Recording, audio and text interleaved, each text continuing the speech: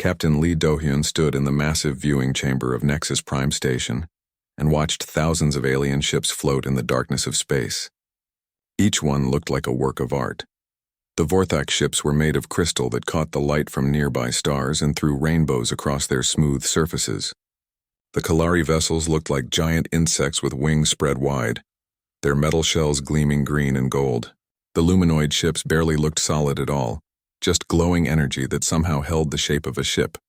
Then Lee looked at his own ship through the window. The Soul's Pride sat among all these beautiful alien vessels like a gray metal box.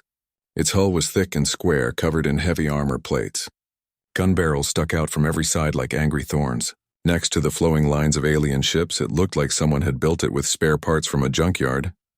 "They will laugh at us," said Ambassador Kim Nari, standing beside him. She wore Earth's finest diplomatic uniform, but even she looked nervous. "I can already see it in their eyes." "Let them laugh," Lee said quietly. He had spent 15 years in space, first as a pilot and now as a captain. He knew his ship was ugly, but he also knew it was strong. "Our ships may not be pretty, but they work." Behind them, Engineer Park Sun-woo was checking his tablet for the 100th time. He was a small man with quick hands and bright eyes that never stopped moving. "Captain, all systems are ready for the presentation. The demonstration weapons are loaded and prepared." "Good," Lee said. "Remember, Sun-woo, we show them exactly what they ask to see. Nothing more, nothing less." The three humans walked through the corridors of Nexus Prime toward the Grand Assembly Hall. Aliens of every shape and size filled the walkways. Some floated instead of walking. Others had too many arms or legs or eyes. A few were so strange that Lee could not tell which end was the front. But they all had one thing in common. When they saw the humans, they stared. The Grand Assembly Hall was enormous, with a dome ceiling that showed the stars outside. Thousands of aliens sat in sections based on their species. At the center was a raised platform where each race would present their latest military ships. Admiral Choi Min-ho, head of Earth's Space Navy, sat with the other military leaders. He was an old man with gray hair and hands scarred from his years as a ship engineer. When he saw Lee, he nodded once. That small movement gave Lee courage. The Vorthak went first. Their ships were beautiful crystals that moved through space like dancers. Admiral Kethvar, a tall being made of living crystal, spoke in a voice like wind chimes. "Our vessels channel pure energy through crystalline matrices. Each ship is grown, not built, achieving perfect harmony between form and function." The alien audience made sounds of approval. The Vorthak ships moved in perfect formation, their weapons creating beams of light that could cut through asteroids like paper. Next came the Kalari. Hive speaker Zixtal stood on 6 legs and spoke through a voice box that turned her clicking sounds into words. "The Hive creates ships as we create ourselves, through evolution and adaptation. Each vessel learns and grows stronger through combat." The Kalari ships moved like living creatures, bending and twisting in ways that should have been impossible. Their weapons fired streams of acid that could eat through any known metal. The luminoids came third. They had no single speaker, because they shared one mind across many bodies. When they spoke, it was like hearing music. "We have moved beyond physical matter. Our vessels are pure thought given form, limited only by imagination." Their ships changed shape as they moved, becoming bigger or smaller as needed. Their weapons were beams of energy that could pass through armor and destroy the crew inside without damaging the ship. Then it was Earth's turn. Lee walked to the center of the platform. The hall grew quiet, but not the good kind of quiet. It was the quiet of people waiting for something funny to happen. "Humans build ships to fight and survive," Lee said simply. "We do not make them pretty. We make them work." He pressed a button on his control device. Images of human ships appeared on the dome ceiling. Gasps and clicking sounds came from the alien audience, but not gasps of wonder. These were gasps of surprise and disbelief. The Soul's Pride hung in space like a floating fortress. Its hull was thick gray metal covered in armor plates. Gun barrels of different sizes stuck out from every surface. It had no smooth lines or beautiful curves. It looked exactly like what it was, a machine built for war. Admiral Kethvar's crystal body rang like a bell as he laughed. "You call this a warship? It looks like a primitive cargo container with weapons bolted to the sides." Hive speaker Zixtal's clicking became faster and higher. Through her voice box, it came out as laughter. "Do humans not understand basic engineering? Why make ships so heavy and ugly when energy can do everything better? The luminoid consciousness spoke in harmony, but their music sounded amused. Fascinating. They still use physical projectiles and armor plating. How quaint. Lee felt his face grow hot, but he kept his voice steady. Our weapons fire solid projectiles at very high speed. Our armor can stop almost any attack. Our ships are built to keep fighting even when damaged. Projectiles? Admiral Kethver's laugh grew louder. You mean you throw rocks at your enemies? How wonderfully primitive. More laughter came from the audience. Even some of the smaller alien species, who usually stayed quiet around the major powers, began making amused sounds. Captain Lee, said Elder Morthek, the ancient Vorthak who led the Galactic Council, your species shows enthusiasm. But warfare has evolved beyond such crude methods. Perhaps humans need more time to develop proper technology. Ambassador Kim Nari stepped forward. Her voice was calm and professional, but Lee could see the anger in her eyes. Honored Elder, humanity has spent 200 years developing these ships. We believe they represent our best work. I am sure they do, Elder Morthek said kindly.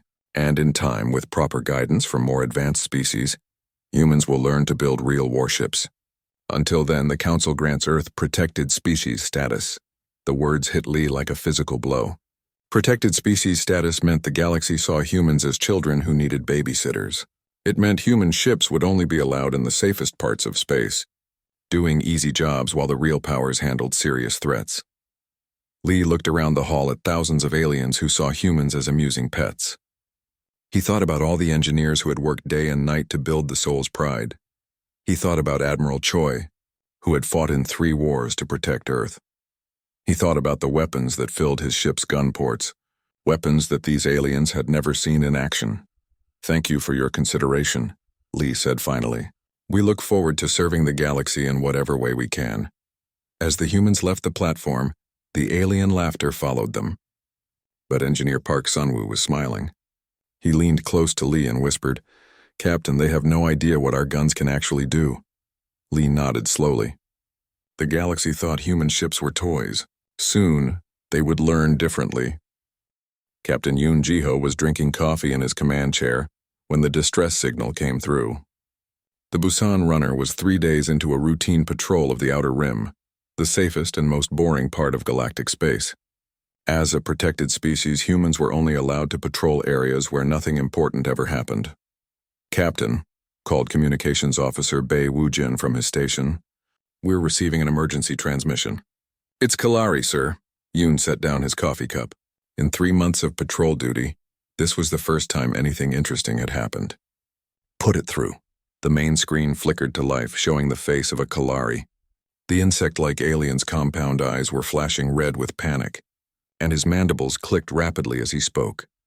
This is Hive Speaker Nalvex of the trading vessel Golden Wing. We are under attack by pirates. 3 ships, heavy weapons. Our shields are failing. Please, any ship in range, we need immediate assistance. Weapons Officer Han So-min turned from her console. She was young, barely 25, but she had the best shooting scores in the entire human fleet. Captain, I'm reading weapons fire about 2 light minutes away. Multiple energy signatures. Pirates? Asked Yoon. He had read about them in the reports. Aliens who had been kicked out of their home civilizations and now attacked merchant ships. They usually had stolen military equipment and no rules about who they killed. Set course for the battle, Yoon ordered. Maximum speed. Sir, said Navigator Park Jin-ho. Should we call for backup? We're just 1 patrol ship. Yoon thought about it. The nearest human fleet was 6 hours away. The nearest alien fleet was 4 hours away, but they probably wouldn't come to help a trading ship. No time. We go alone. The Busan Runner was not Earth's most powerful ship, but it was typical of human design. Its hull was gray metal covered in thick armor plates. Gun barrels stuck out from ports along its sides. It looked like a flying fortress, even though it was only a patrol cruiser. As they got closer to the battle, the main screen showed what was happening. The Kalari trading ship Golden Wing was spinning slowly in space, its beautiful green hull cracked and leaking atmosphere. 3 ships circled it like wolves around wounded prey. Yoon recognized the attacking ships from intelligence reports. They were stolen Vorthak destroyers, their crystal hulls painted black and covered with spikes and scars. Pirates like to make their ships look as scary as possible. Captain, said Sensor Officer Kim Diho, The lead pirate ship is hailing us. Put them through, Yoon said. A massive alien face filled the screen. It had red eyes, sharp teeth, and scars covering its head. When it spoke, its voice was like gravel in a metal bucket. Little human ship, you are in dangerous space. Turn around and fly away before we decide to add you to our collection. Yoon stood up from his command chair. He was not a tall man, but his voice was steady and strong. This is Captain Yoon Jiho of the Earthship Busan Runner. You are attacking an innocent merchant vessel. Stop your attack and surrender immediately. The pirate leader laughed, a sound like metal scraping against stone. You want us to surrender to humans? Your little toy ship has no real weapons. Go home before we turn you into scrap metal. The transmission ended. On the main screen, Yoon could see the 3 pirate ships turning toward them. Each one was bigger than the Busan Runner and armed with stolen military weapons. Captain, said Woo Jin from communications, the Kalari ship is hailing us. Hive speaker Nalvex appeared on screen again. His compound eyes were dim with exhaustion. Human ship, please leave this area. We appreciate your courage, but you cannot fight 3 destroyers with 1 patrol vessel. Save yourselves. Not going to happen, Yoon said simply. Soman, target the lead pirate ship. Load kinetic rounds. Han Sumin's fingers danced across her weapons console. Kinetic rounds loaded and ready, sir. Target locked. The 3 pirate ships spread out and began their attack run, their energy weapons charged with bright light, preparing to fire beams that could cut through most ship armor like paper. Sir, said Park Jin-ho nervously, they're coming in fast. Maybe we should hold position, Yoon ordered. Summon fire when ready. What happened next was something the galaxy had not seen in over 1,000 years. The Busan Runner's main guns fired with a sound like thunder, but instead of energy beams or plasma bolts, they shot solid tungsten rods accelerated to tremendous speed by magnetic fields. The projectiles were invisible to the naked eye, moving so fast they were just streaks of light. The first salvo hit the lead pirate ship dead center. The rods punched through the vessel's energy shields as if they weren't there. The beautiful crystal hull that had been designed to deflect energy weapons crumpled like paper as massive chunks of metal tore through it at impossible speed. Direct hit, shouted Somin. Their shields had no effect. The pirate ship's middle section simply disappeared in a cloud of crystal fragments and metal debris. The front and back halves spun away in different directions, leaking atmosphere and sparks. Impossible, whispered Nalvex from the Kalari ship. Those shields can stop the heaviest plasma cannons. The 2 remaining pirate ships slowed their attack, clearly confused by what had just happened. Yoon could hear radio chatter between them as they tried to understand how a human patrol ship had just destroyed a military destroyer with 1 shot. Captain, said the sensor officer, the remaining ships are charging weapons. I think they're angry. Let them be angry, Yoon said. Soman, target the ship on the left. Fire at will. The second pirate destroyer tried to dodge, but kinetic rounds don't care about fancy flying. The tungsten rods traveled in straight lines at a significant fraction of light speed. The pirate ship's hull cracked open like an egg, spilling debris and atmosphere into space. The last pirate ship stopped moving entirely. Its captain appeared on the main screen, his red eyes wide with fear. What are those weapons? How did you surrender now? Yoon interrupted. Or join your friends. The pirate ship's engines fired at maximum power as it fled into hyperspace, leaving its destroyed companions behind.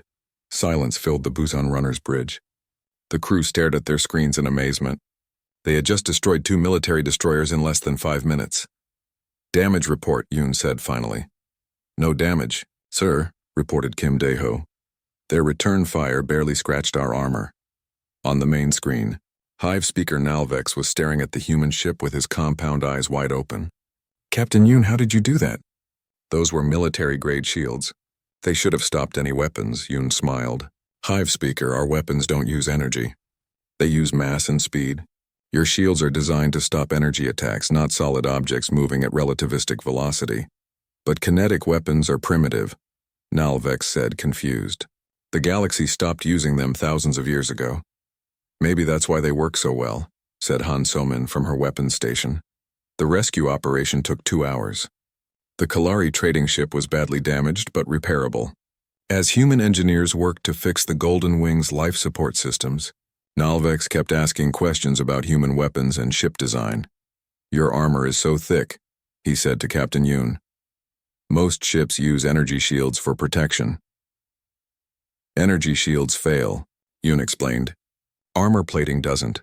Our ships are built to keep fighting even when everything else goes wrong. As the Busan runner prepared to leave, Nalvek sent one final transmission. Captain Yoon, I will report this incident to the Kalari Hive Council. They need to know that human ships are not toys. Later, in his private cabin, Yoon wrote his own report about the battle. He kept it simple and factual, but he knew it would cause problems. Humans had just proven that their primitive weapons could destroy advanced alien warships with ease. He thought about the look of fear in the pirate captain's eyes. For the first time in galactic history, someone was afraid of human weapons. The galaxy was about to learn that sometimes, the old ways are the best ways. Dr. Kang Hyejin stood in front of the Galactic Science Council and watched thousands of alien scientists stare at her with confusion and fear. 3 weeks had passed since Captain Yoon's battle with the pirates, and news of the fight had spread through every corner of the galaxy. Dr. Kang, said Elder Vorthak, the ancient Kalari who led the Science Council, please explain how primitive kinetic weapons defeated advanced energy shields. Our greatest minds cannot understand this. Hyejin touched the control pad in her hand and a holographic display appeared in the center of the vast chamber. It showed the moment when the Busan runner's guns fired, slowing down the action so everyone could see exactly what happened. The answer is simple, she said. Your shields are designed to stop energy, plasma, lasers, particle beams, but they cannot stop mass. The display showed tungsten rods moving at incredible speed toward the pirate ship. When they hit the energy shields, they passed right through as if the shields weren't there. This is impossible, said Chief Scientist Melthar of the Vorthak Empire. His crystal body rang with agitation. Energy shields have protected our ships for 5,000 years. They are perfect defense systems. Perfect against energy weapons, Hyejin agreed. But kinetic weapons don't use energy. They use momentum, mass times velocity. When something with enough mass hits something else at high enough speed, no energy field can stop it. She changed the display to show the physics involved. Mathematical equations filled the air, showing how kinetic energy increased exponentially with velocity. Your ships fire plasma that moves at maybe 10% of light speed, she explained. Our kinetic rounds move at 30% of light speed. At that velocity, a small piece of tungsten carries more destructive force than your largest plasma cannons. Dr. Zetharal, a luminoid consciousness scientist, spoke in musical tones. But surely such weapons must be enormous and use vast amounts of energy to operate. Hyejin smiled. Actually, they use less energy than your plasma weapons. We don't create the destructive force. We just use magnetism to accelerate existing matter. It's much more efficient. The display changed again, showing the inside of a human ship's gun system. Instead of the complex energy generators and focusing crystals that alien weapons required, the human guns were relatively simple, just magnetic coils arranged in a long tube. This cannot be correct, insisted Melthar. If kinetic weapons are so effective, why did the galaxy abandon them? Professor Lim Tae-hwan, Earth's leading ballistics expert, stood up from the human section of the chamber. He was an old man with white hair and hands stained from decades of working with metal and machines. You abandoned them because you didn't need them, he said simply. For thousands of years, everyone used energy weapons, so everyone built defenses against energy weapons. Kinetic weapons became obsolete not because they didn't work, but because nobody used them. He walked to the center of the chamber, moving slowly but with confidence. But humans never stopped using kinetic weapons. On Earth, we still hunt animals with bullets. We still test armor by shooting it with metal projectiles. We never forgot the basic physics of mass and velocity. The alien scientists began talking among themselves in dozens of different languages. The sound filled the chamber like a storm of confusion and worry. Dr. Kang, said Elder Vorthak, what you describe suggests that all galactic military technology is inadequate. Not inadequate, Hyejin said carefully, just specialized. Your weapons and defenses are perfect for fighting other energy-based systems, but they have a blind spot. She changed the display one more time, showing a comparison between human and alien ship designs.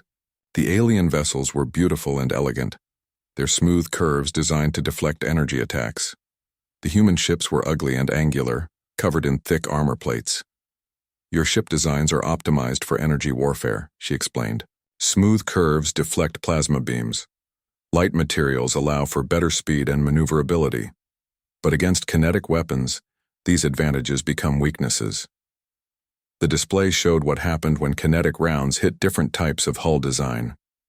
The elegant alien curves that were perfect for deflecting energy actually focused kinetic impacts, making the damage worse. The light materials that made alien ships fast also made them fragile. Human ships look primitive because we build them to fight differently. Hyejin continued. Thick armor stops kinetic impacts. Angular design spread out the force of collision. Heavy construction means our ships can take damage and keep fighting. General Song Myung, head of human military research, stood up next. She was a small woman with sharp eyes and a voice that carried across the entire chamber. Honored scientists, she said, humans are not trying to destabilize galactic peace. We built our ships to protect ourselves and our allies. The fact that they are effective against your designs is not our fault. But surely, said Dr. Zithral, humans must share this technology with the galaxy. For the greater good. General Song's expression hardened. Would you share your most advanced weapons with a species you declared primitive 3 weeks ago? Would you give military technology to people you said needed protection like children? The chamber fell silent. The alien scientists had no answer for that question. Elder Vorthak spoke carefully. General Song, the Council acknowledges that perhaps our initial assessment of human technology was incomplete. But these weapons represent a significant shift in galactic military balance. Yes, they do, agreed Admiral Choi Minho, standing up from his seat in the military section. For the first time in centuries, humans can defend themselves effectively. We can protect our merchant ships, our colonies, our people. Is that really such a terrible thing? Captain An Ji-won, Earth's top test pilot, had been listening quietly to the debate. Now she stood and activated her own display, showing video from recent weapons tests. Honored Council, she said, you want to know how effective human weapons really are? We tested our newest kinetic cannons against captured pirate ships, the same type that attacked the Kalari merchant vessel. The display showed a human destroyer firing at a derelict Vorthak warship. The kinetic rounds tore through the vessel's hull like it was made of paper, completely destroying it in seconds. That ship had full energy shields and heavy armor, An said quietly. Our weapons went through both without slowing down. The alien scientists stared at the destruction in shocked silence. Many of them had served on ships exactly like the one being destroyed. Furthermore, An continued, our new magnetic acceleration systems can fire different types of projectiles, armor-piercing rounds for heavy ships, fragmentation rounds for fighter squadrons, even non-lethal capture rounds for law enforcement. She showed test footage of human weapons destroying fighter craft, punching through station hulls, and disabling ships without killing their crews. The versatility of kinetic weapons exceeds anything in current galactic arsenals, she concluded. Engineer Park Sun-woo, who had been quietly taking notes throughout the session, finally spoke up. Honored scientists, there is something else you should know. Human kinetic weapons are not our most advanced systems. They are simply the ones we chose to mount on our current ships. The chamber erupted in worried chatter. If the weapons that had destroyed pirate destroyers were not humanity's best technology, what else were humans capable of? What do you mean? Demanded Melthar. Sun-woo smiled mysteriously. I mean that humans have been preparing for war for our entire history. Every human child learns about weapons and tactics. Every human engineer studies ways to break things and build things that cannot be broken. What you have seen is just the beginning. Elder Vorthak raised his hand for silence. When the chamber was quiet, he spoke slowly and carefully. Dr. Kang, the Council requests that humanity consider sharing defensive technologies, ways to protect against kinetic weapons. Surely this would benefit everyone. Hyejin looked at General Song, who nodded slightly. We will consider such requests, Hyejin said diplomatically. But first, the galaxy must decide whether it wants to treat humanity as an equal partner or as a protected species that needs supervision. What do you mean? Asked Dr. Zithral. I mean, said Hyejin, that equals share technology with equals. Children are given toys for their own safety. The galaxy must choose which relationship it wants with humanity. As the session ended and the alien scientists filed out of the chamber, many of them were still talking in worried voices about human weapons and human ships. The elegant certainties of galactic military science had been shattered by simple physics and human engineering. Dr. Kang gathered her notes and prepared to leave. Tomorrow, she would brief Earth's military leaders on the galaxy's reaction to human capabilities. The conversation was far from over. Fleet Admiral Yu Sungwan watched the enemy fleet approach through the main display of his flagship, the New Sol. 200 Vorthak warships moved in perfect formation across the asteroid belt between Mars and Jupiter, their crystal hulls gleaming in the light of the distant sun. Admiral, said Captain O'Dawan from her position at the tactical station, enemy fleet will reach optimal firing range in 30 minutes. Our scouts report they are maintaining attack formation. Yu nodded grimly. The Vorthak Empire had finally decided to act. 3 months after the Science Council meeting, they had declared that human kinetic weapons were a threat to galactic stability and demanded Earth surrender all such technology immediately. When Earth refused, the Vorthak Third Battle Fleet had been dispatched to restore order to the Sol system. How many ships do we have ready? Yu asked. 47 vessels, sir, replied Intelligence Officer Shin Yunji. Ranging from destroyers to this dreadnought, against 200 Vorthak ships of the line. The odds were terrible, but Yu had expected that. The Vorthak Empire commanded the largest fleet in the galaxy. What they hadn't expected was for humans to choose to fight instead of surrender. Admiral, said Communications Officer Ryu Sungmin, incoming transmission from the Vorthak Fleet Commander. Put it through. The main screen changed to show Fleet Commander Morthek, a massive Vorthak whose crystal body glowed with internal light. When he spoke, his voice rang like a struck bell. Admiral Yu, I am Fleet Commander Morthek of the Vorthak Third Battle Fleet. You will order all human vessels to stand down immediately and prepare to surrender your kinetic weapons. Compliance will result in minimal casualties. Resistance will result in the complete destruction of your fleet. Yu stood up from his command chair. He was a tall man with gray hair and calm eyes that had seen 30 years of military service. Commander Morthek, this is Admiral Yu Sungwon of the Earth Defense Fleet. Human ships will not stand down. If you want our weapons, you'll have to take them. Morthek's crystal body flared brighter with anger. Admiral, you command fewer than 50 vessels against 200 of the most advanced warships in the galaxy. This is not courage, it is suicide.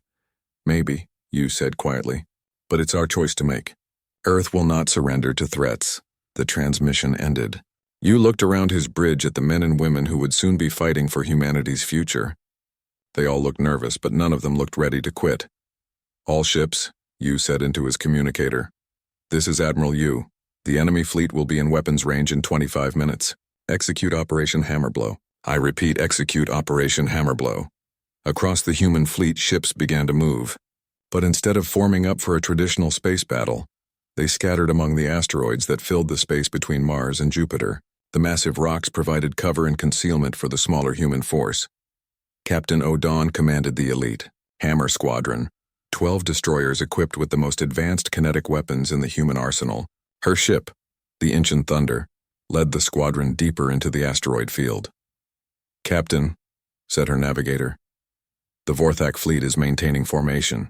They're not scattering to follow us. Good, O said. They still think this is going to be a traditional fleet battle. Weapons. Start targeting the largest asteroids. Load the special rounds. The Vorthak fleet continued its steady advance, confident in their overwhelming numbers and superior technology. Their ships moved in precise formations that had been perfected over thousands of years of warfare. Each vessel was a masterpiece of engineering, armed with plasma cannons that could melt through any known armor.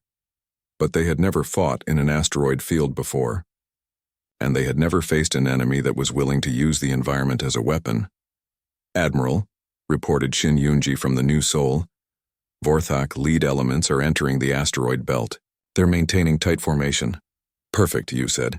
Oh, execute Phase 2. Hidden among the asteroids, Captain O's squadron opened fire. But they weren't shooting at the Vorthak ships. They were shooting at the asteroids themselves. Over the past month, human engineers had secretly installed magnetic acceleration systems on dozens of the largest asteroids in the belt. Now those systems activated, chunks of rock the size of city blocks began moving, accelerated to tremendous speed by the same technology that powered human kinetic weapons. The first asteroid hit the Vorthak formation like a giant hammer. The rock mass, moving at nearly 20% of light speed, smashed through 3 ships before the Vorthak even realized they were under attack. The elegant crystal hulls that were designed to deflect energy beams crumpled like paper against millions of tons of solid rock. Impossible, Commander Morthek's voice crackled over the communication channels. How are they moving asteroids? More asteroids began to move, each one accelerated by hidden magnetic systems. The Vorthak formation, designed for open space combat, had no way to avoid the massive projectiles. Ships tried to break formation, but they were too close together and moving too fast. All ships, you ordered. Begin attack run. Target the command vessels. The human fleet emerged from hiding among the asteroids. Their ugly angular ships moved like predators stalking prey, using the floating rocks for cover as they closed with the enemy. The Vorthak ships tried to return fire, but their plasma weapons were designed for long-range duels in open space. In the chaotic environment of the asteroid field, with rocks and debris flying everywhere, they couldn't maintain target locks on the human ships. Captain O led Hammer Squadron in a direct assault on the Vorthak flagship.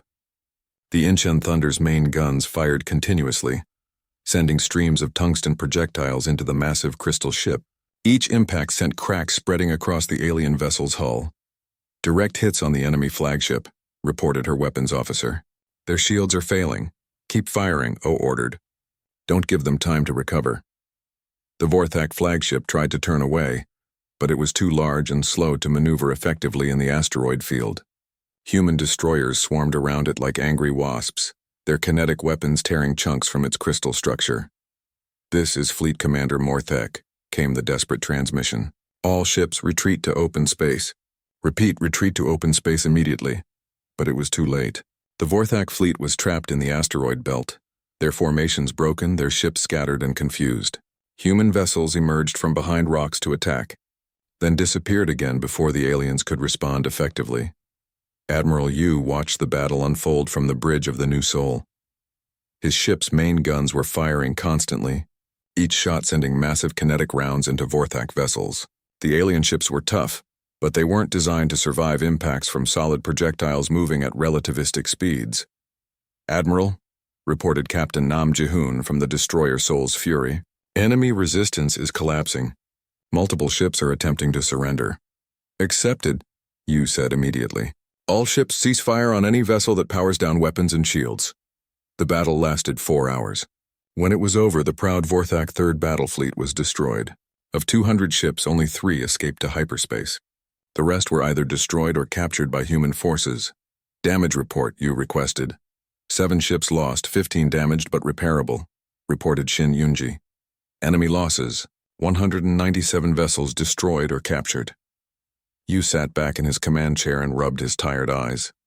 The human fleet had won the most decisive victory in galactic history, but he felt no joy. War was ugly even when you won. "Admiral," said Communications Officer Ryu Sungmin, "we're receiving transmissions from across the galaxy. News of the battle is spreading fast. What kind of reactions?" "Mixed, sir. The Kalari Hive is congratulating us. The Luminoid consciousness is calling for peace talks. 3 minor species are requesting military alliances with Earth." Yu nodded. The galaxy was about to change. For the first time in thousands of years, a new major power had emerged, and that power was humanity. "Admiral," said Captain Odawan, her face appearing on the communication screen, "what are your orders for the captured Vorthak ships?" Yu thought for a moment. "Repair what can be repaired. Study their technology, but don't copy it. Our weapons work better than theirs." As the human fleet began salvage operations, Yu looked out at the debris field that had once been the most powerful battle fleet in the galaxy. The aliens had laughed at human ships, calling them primitive and ugly. They weren't laughing anymore. 6 months after the Battle of the Belt, Grand Admiral Lee Do-yun walked through the corridors of Nexus Prime Station and noticed how different everything felt. Aliens who had once looked at humans with amusement now stepped aside respectfully when he passed. The same viewing chambers where the galaxy had laughed at human ships now hosted delegations, requesting military cooperation. "Agreements, Admiral," said Ambassador Lee Soyung, as they approached the Grand Assembly Hall.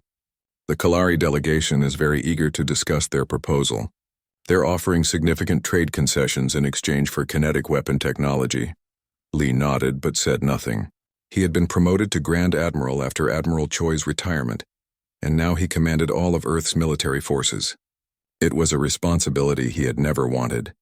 But the galaxy had changed and humanity needed strong leadership. The Grand Assembly Hall looked exactly the same as it had during that first humiliating presentation. But the atmosphere was completely different. Where before there had been laughter and condescension, now there was careful respect and barely hidden fear.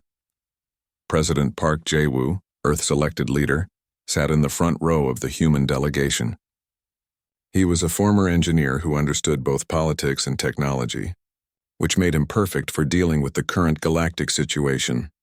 "Today," announced Elder Morthek, the ancient Vorthak who still led the Galactic Council despite his people's military defeat, "we gather to witness presentations of new ship designs from across the galaxy. The developments of recent months have encouraged innovation in military technology. The first presentation came from the Thornax Republic, a minor power that had never been taken seriously by the major civilizations. Their new ships looked nothing like their old designs. Instead of the flowing organic curves they had used for centuries, these vessels were angular and heavily armored. The Thornax Navy has redesigned our fleet architecture," announced Admiral Vextar, "to incorporate lessons learned from recent conflicts. Our new vessels feature redundant armor plating and kinetic weapon systems." Lee watched with interest as the alien ships demonstrated their new weapons. They had clearly studied human kinetic technology and tried to copy it, but their magnetic acceleration systems were crude and inefficient. Still, the weapons worked well enough to punch through traditional energy shields. The luminoid consciousness presented next. Their ships had always been pure energy, barely solid at all. But their new designs included dense matter cores surrounded by energy fields, their attempt to create armor that could stop kinetic weapons. "We have achieved synthesis between matter and energy," announced the collective voice of the luminoids. "Our vessels now possess resistance to both traditional and unconventional weapon systems." Even the proud Kalari had changed their approach. Hive speaker Zixtal presented ships that looked like armored insects, their elegant curves hidden behind thick metal plating. "The Hive adapts and evolves," she said simply. "Our new vessels incorporate defensive measures against all known threats." Finally, it was the Vorthak Empire's turn. Admiral Kethavar, the same alien who had laughed at human ships 6 months ago, walked slowly to the presentation platform. His crystal body looked dimmer than before, and his voice lacked its old arrogance. "The Vorthak Empire presents our new ship designs," he said quietly. "We have learned from recent experiences and adapted our technology accordingly." The Vorthak ships that appeared on the display screens were shocking to see. Gone were the beautiful crystal constructions that had defined their civilization for millennia. These new vessels were ugly angular things covered in thick armor plating and bristling with kinetic weapon mounts. "Our new ships sacrifice elegance for effectiveness," Kethavar continued. "They are designed to survive and fight in any environment against any enemy." When all the presentations were finished, the alien delegations looked expectantly at the human section of the assembly. It was clear they were waiting to see what new weapons and ship designs humanity would reveal. Grand Admiral Lee stood and walked to the presentation platform. The hall fell completely silent. "Honored delegates," he said, "Earth presents no new ship designs today." Confused murmurs filled the hall. The aliens had spent months developing new technologies, expecting an arms race with humanity. "Instead," Lee continued, "we present this." The display screens showed video from Earth's orbital shipyards. Massive construction facilities stretched as far as the eye could see, building ships of every size and type. But these weren't new designs. They were the same angular armored vessels that had defeated the Vorthak fleet. "Human ship design philosophy has not changed," Lee explained. "We build ships to fight and survive. We do not build them to be beautiful or to impress others. We build them to work. Captain Quan Minsuk, commander of Earth's newest super dreadnought, stepped forward. Honored assembly. While other species have spent months redesigning their fleets, we have spent months building more ships. Our strength comes not from new technology, but from proven technology used effectively. The display changed to show the human fleet as it existed now. Over 300 vessels of various sizes, all armed with kinetic weapons and protected by thick armor. It was 3 times larger than it had been during the Battle of the Belt. Furthermore, said Dr. Kang Hyejin, now serving as Earth's chief science advisor, we have refined our existing systems. Our newest kinetic weapons are 50% more powerful than the ones used 6 months ago. Our armor is 30% stronger. Our ships are faster and more maneuverable. She activated a new display showing test footage of human weapons destroying target ships in seconds. The kinetic rounds moved so fast they were barely visible, and their impact was devastating. But most importantly, President Park Jae-woo said, standing up from his seat, we have not forgotten the most important lesson of recent events. The hall waited for him to continue. That lesson is this: innovation comes from necessity, not from comfort. For thousands of years, the galaxy was comfortable with energy weapons and elegant ship designs.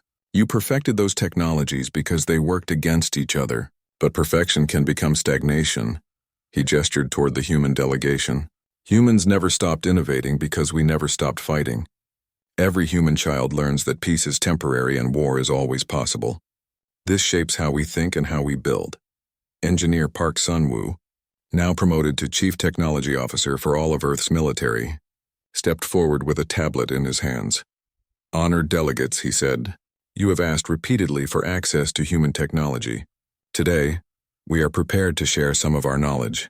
The alien delegates leaned forward eagerly.